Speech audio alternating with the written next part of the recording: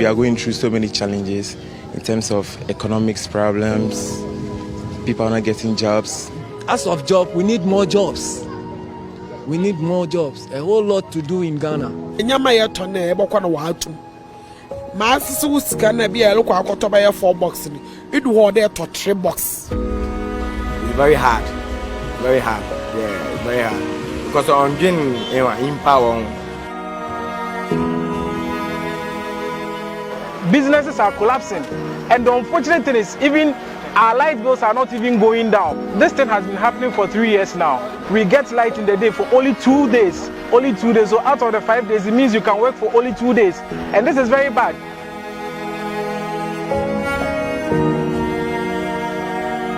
I asked him if he had ever been offered a bribe before. You mean as president? As John Mahama. As a human being? As a person. What are you going to do about this astonishing rate of inflation? You're hitting 15%. People are suffering in very tangible ways. We've seen scenes in Accra that we don't usually associate with Ghana at all. It is time for them to fix the problem. If they can't fix the problem, then they must give way to another government who to take over and run the affairs of our country. The only way we can guarantee the future of Ghana is to remove John Dramani Mahama from power and bring in the MPP to rebuild our country. With the background of hopelessness and dejection that had enveloped the entire country, we fashioned a manifesto to change the situation. And so that's how our manifesto was titled Change, an Agenda for Jobs. That I will preserve, protect, and defend the Constitution of the Republic of Ghana. So help me God.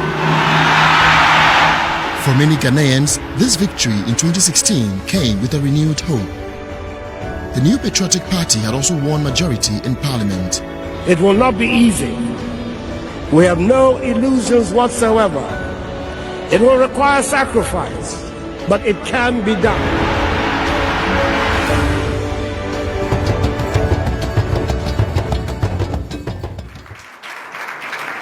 But after victory came reality. And with a record time, the new president formed and announced key members of his government.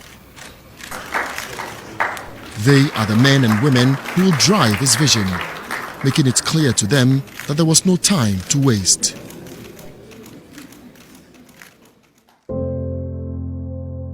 Simply about that, about getting development, if you like, to the grassroots. The task ahead was enormous. His first major task was to ensure that power was stable in the country in order to get small businesses and industries that had collapsed under the Mahama administration back to work. To do this, we needed to find the money, because one of the major causes of doom so was lack of money to buy fuel for the operation of our plants. Nigeria had refused to give us gas as a result of huge debts.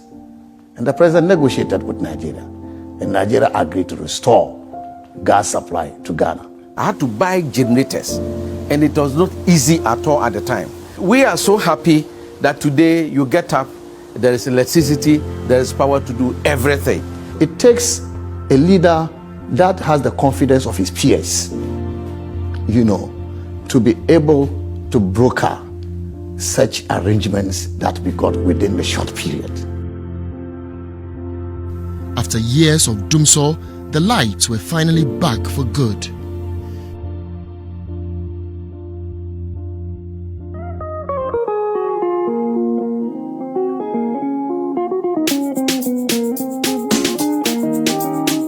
Agriculture has been the bedrock of Ghana's economy since time immemorial. The launch of the Planting for Food and Jobs initiative in April 2017, 4 months in office by the president, encouraged Ghanaians to take farming more seriously than in recent past. Through this program, agriculture is once again a respectable and profitable venture that is creating jobs. The direct benefits are two. First of all, his income doubles, trebles, because those who are harvesting 3-4 bags, eking out from an acre of land can now do 10, 15, 20, 40 bags. I've seen it in Tumu area, where just by using improved seed and fertilizer, their yields just go using the same sweat. Yes, I have a factory. Yeah, be here, I'm open school. Yeah, be here, yeah, mammy, yeah, be here, yeah, good idea. Yeah, it's more to them into be on You have to go up to the rural areas to see the kind of prosperity this engagement is bringing to them. It's making them very, very comfortable. The poverty is being tackled head on.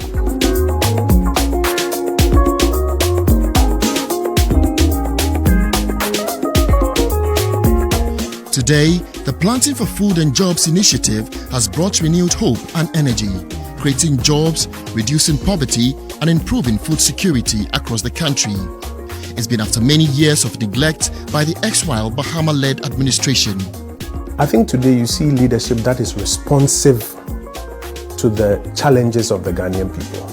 Leadership that is also very committed to improving the quality of life of every Ghanaian, not just a few people.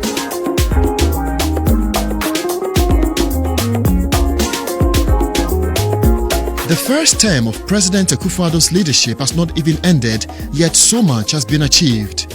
Within months in office, nurses and teachers who were abandoned by the Mahama-led administration were empowered with the restoration of their allowances. The National Health Insurance Scheme was immediately giving a new lease of life with the payment of the 1.2 billion Ghana cedi arrears. Leakages at the country's ports have been sealed with the introduction of paperless ports. To augment operations of the National Ambulance Service and to save lives, 307 new ambulances were distributed to all 275 constituencies across the country. Another fulfillment of a campaign pledge, one constituency, one ambulance. As a first step in the fight against corruption, the Office of the Special Prosecutor has been established. With a promise to create jobs for the youth, he created NAPCO, or the Nation Builders Corps, which is giving jobs to thousands of young graduates.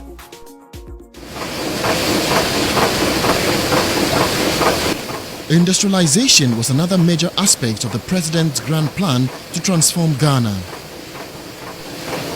The one district, one factory policy was born out of the need to diversify the economy and create jobs for the Ghanaian people. So far, 232 companies and projects have been established and are at various stages of implementation. They are spread throughout the country in different districts, in different regions, from the north to the south, from the east to the west. Everything here has been thought of, designed, built, and is now being run by Ghanaians. What we see here are very young people. We picked some from the university, some from industry, some from the streets. We are testimony to this fact that the idea that Nana Addo initiated and is championing is actually bringing a transformation in the lives of people.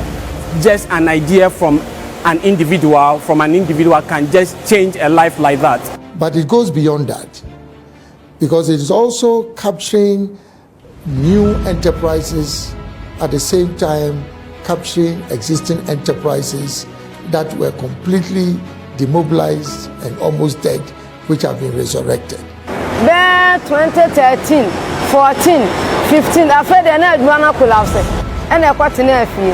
Until now, Brabon, why DA, until now, you see, after 2020, and you test an anado, a baby be a Jumano, one district, one factory. So, so I share a Juanasono. You never could also a trade, and my immediate.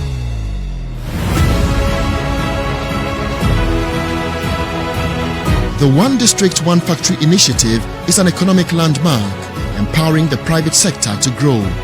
Several factories are up and running since its launch in August 2018.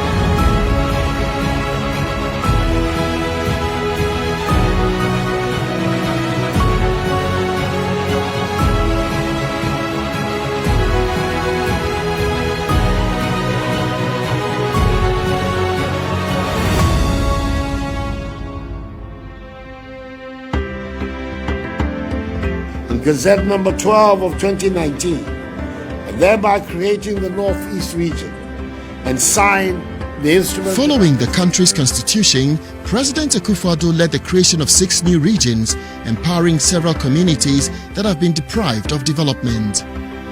Using his long-known negotiating skill, peace has finally come to Dagbon. The presidential pitch, an initiative to support young entrepreneurs and the needy with startup capital, has become his regular routine. Bottlenecks in the banking sector, which were collapsing the country's economy, is now cleaned up. As part of an agenda to digitize Ghana, an ambitious infrastructure development program for the ICT sector with the national broadband infrastructure is ongoing.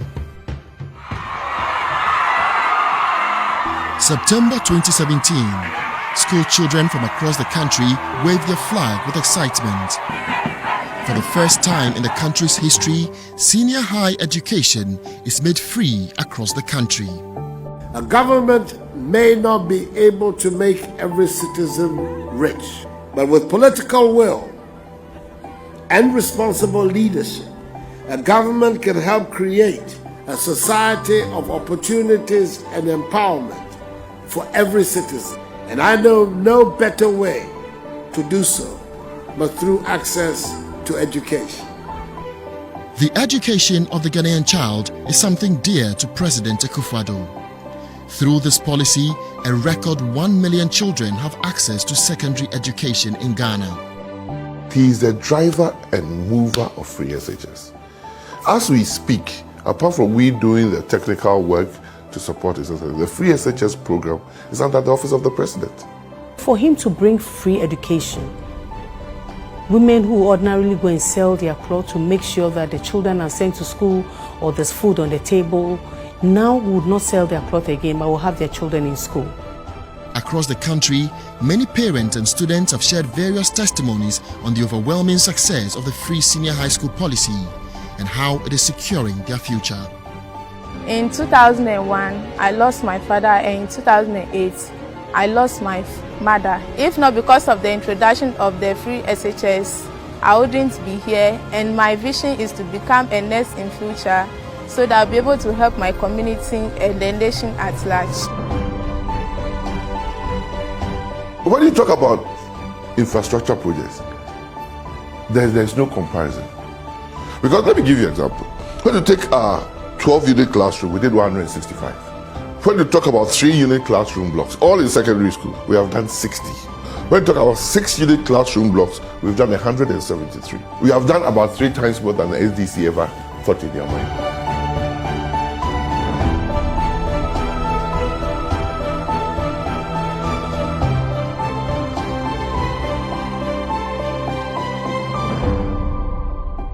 By 2016, most of the country's road networks were in terrible condition. Everywhere the new president went, the plea of the people was for him to rescue the sector. I'm happy I came here today to see this for myself.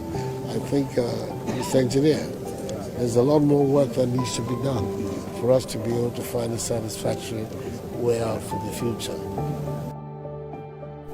Without much delay, the president personally embarked on a mission to radically change the face of Ghana's road network. The road sector serves as the pivot, the fulcrum around which the economic development of the country revolves. So, essentially, the president went to work, government, tackle the poor, deteriorated road infrastructure of our country from the very beginning. For the first time in the history of this country, 4 interchanges are being built simultaneously. We can talk about Pokwasi interchange, we can talk about Tema interchange, we are working on Obi Chebilamte interchange, Tamale interchange under Sando Hadro is in currency. We are going to Katsor for Takrady interchange at the PTC roundabout, making it 5. It has never happened in the history of this country. The country's railway sector can today boast of modern terminals and coaches. a 670-kilometer greenfield railway corridor linking the southern part of Ghana to Paga is underway, and so is the railway interconnectivity project between the port of Tema and Ouagadougou, the capital of Burkina Faso.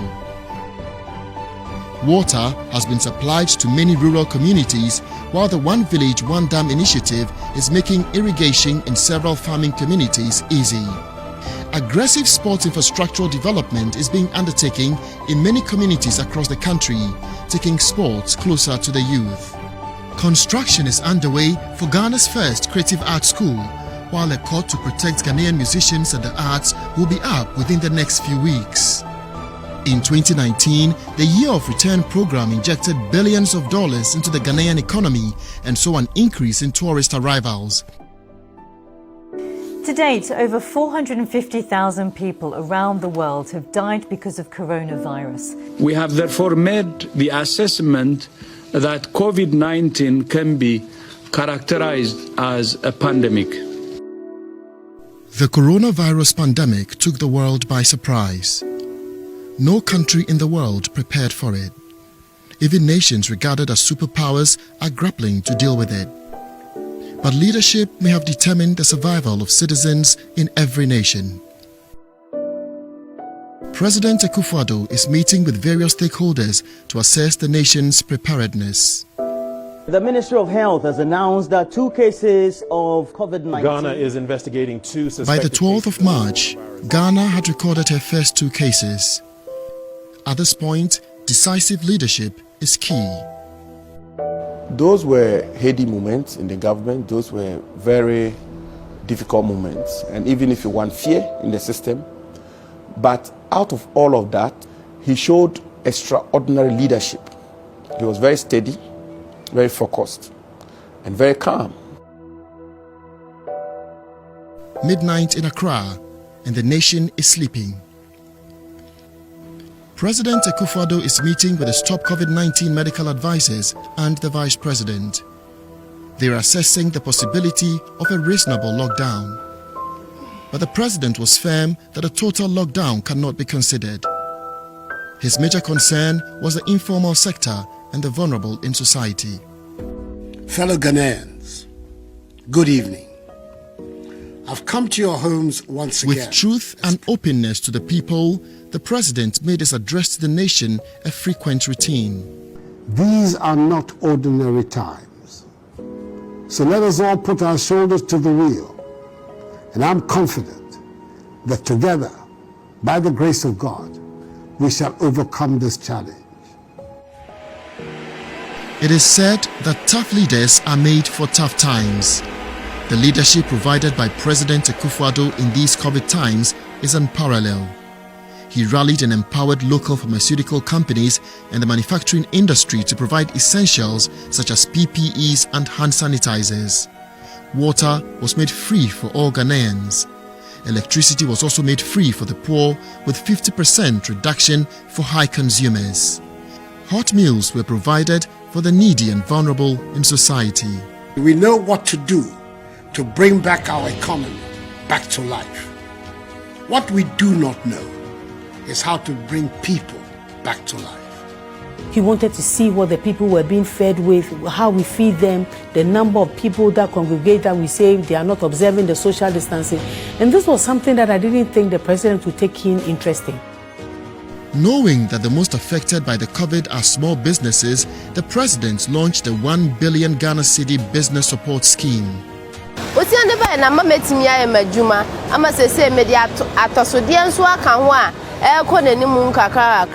To date, 120,000 beneficiaries, micro, small and medium enterprises have benefited from this fund.